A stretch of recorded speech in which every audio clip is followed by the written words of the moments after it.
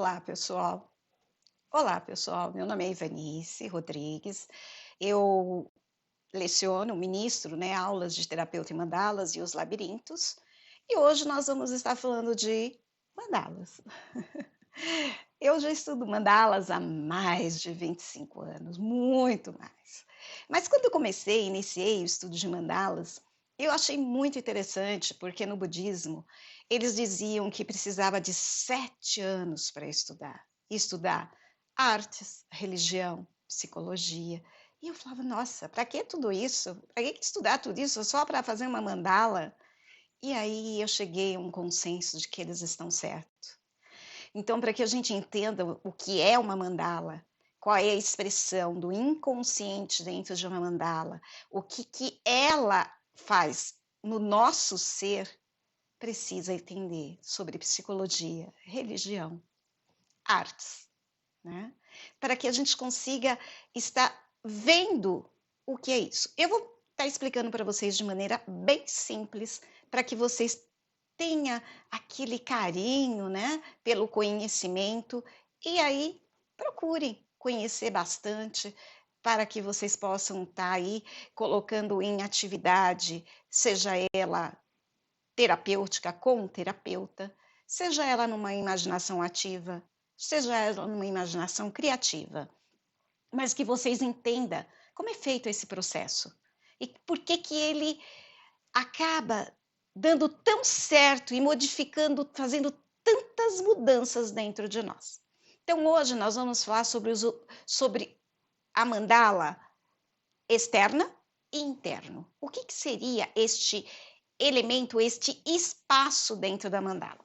Eu vou usar o labirinto, tá?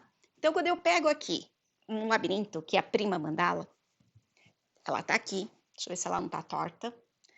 E aí eu tenho o que antecede isso aqui. Você vai desenhar, você tem um papel e o que antecede o seu desenho. Ele está aqui.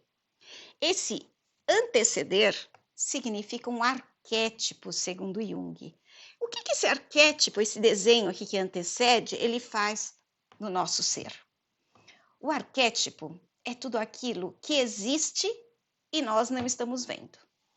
Exemplo. Você conhece o teu tataravô?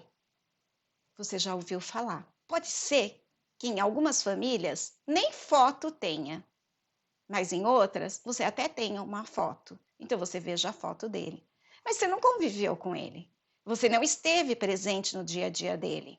Mas você sabe que o que você é faz parte daquilo que ele já foi um dia. Então isso é um arquétipo. É aquilo que ele lá de trás, antes de constituir a nossa mandala, que somos nosso ser sagrado, já existia outras coisas. E ele passa a ser um arquétipo. E ele influencia naquilo que somos. Aí quando nós pegamos a mandala e começamos a traçar este traço aqui, ó, que eu tô passando o dedo, neste traço eu tenho o meu inconsciente coletivo. O que é o meu inconsciente coletivo? São os meus pais, os meus amigos, o meu estudo, o meu trabalho, as minhas escolhas, o que me molda como pessoa. É este risco aqui. Mas eu tenho o externo, que eu tenho o arquétipo. O risco ele está entre o externo e o interno. Acabei de colocar o meu inconsciente pessoal, o desejo dos meus pais de eu estar no mundo. A preocupação deles de eu ser um ser pleno. Então, aqui é o sonho deles. Aí eles me constituíram. E eu começo a desenhar o quê? A minha mandala, eu começo a fazer o meu inconsciente pessoal. Então, aqui dentro da mandala, eu começo a sonhar, né? Porque a mandala é um grande sonho. Eu começo a trabalhar o meu inconsciente. E eu começo a trabalhar o meu inconsciente com a minha persona. O que é a minha persona? É o meu comportamento, a minha personalidade. Então, é como eu me porto, como eu sou como professora, como esposa, como amiga, como aluna. Então, quais são os papéis que eu tenho na minha construção mandálica que me torna aquilo que eu sou? Então, a minha persona é o quê? A minha personagem diante do meu universo. Aí eu caminho mais um pouquinho dentro da minha mandala e eu encontro a minha sombra. O que é a sombra? A sombra é aquilo que nos esconde, né? Então eu consigo me ver no espelho, o que eu sou, a minha persona. Mas eu não consigo ver minhas costas. Então, assim, aquilo que eu olho no espelho e falo, ai, eu sou tão boazinha. Alguém olha as minhas costas e diz, nossa, como ela é mazinha. Então, é a minha sombra, aquilo que eu não vejo, mas que ela existe também. E que ela tem que estar o quê? Juntinha, né? Porque ela faz parte daquilo que sou. Por exemplo, um outro exemplo de uma sombra, eu olho para alguém e falo assim, ai, eu odiei o brinco daquela pessoa.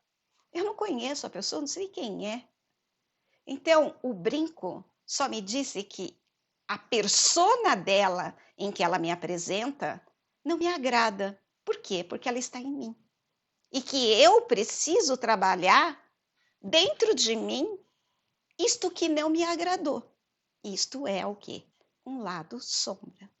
Caminhando mais um pouquinho dentro da minha mandala, que aí, quando eu estou dentro da mandala, eu estou falando do meu inconsciente pessoal, eu tenho o quê? A ânima e ânimos, que no outro vídeo eu expliquei para vocês, que é o lado feminino e o lado masculino. E que esse integra toda a nossa vida, né? Que esse precisa ser constelado para que a gente consiga chegar no self, no nosso processo de individuação, no nosso pontinho central da mandala. É ele que diz para nós quem somos essencialmente. Ele é o nosso campo sagrado. Ele é o si mesmo. É um processo contínuo. Então a gente tem que estar sempre em continuidade aqui, ó. Tá sempre torto, né?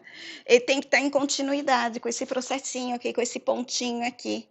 Então, quando você pensa que você pintou uma mandala e tudo vai ser transformado, enganou-se. Porque ele houve uma mudança, essa mudança vai ter outras mudanças, que terá outras mudanças, e que você voltará novamente a pintar a mandala, a fazer imaginação ativa, até fazendo criatividade. Por quê? Porque a vida é uma roda e ela vai estar sempre girando. Então, o processo mandálico, ou o processo de individuação, ele é contínuo.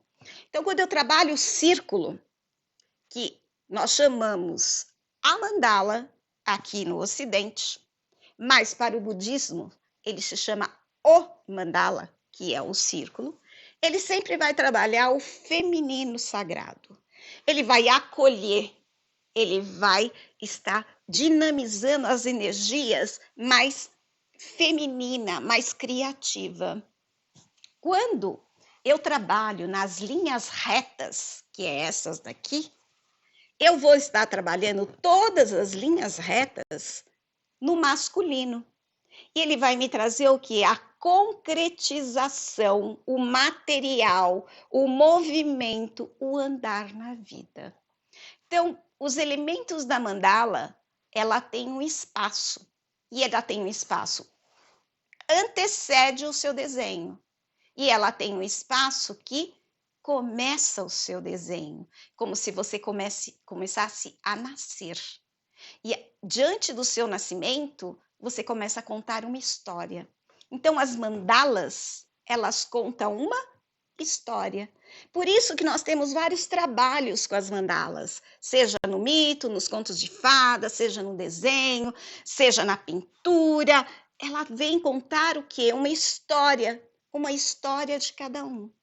No circular, eu alimento.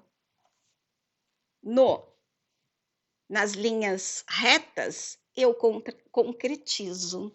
Então, a mandala, ela começa a andar.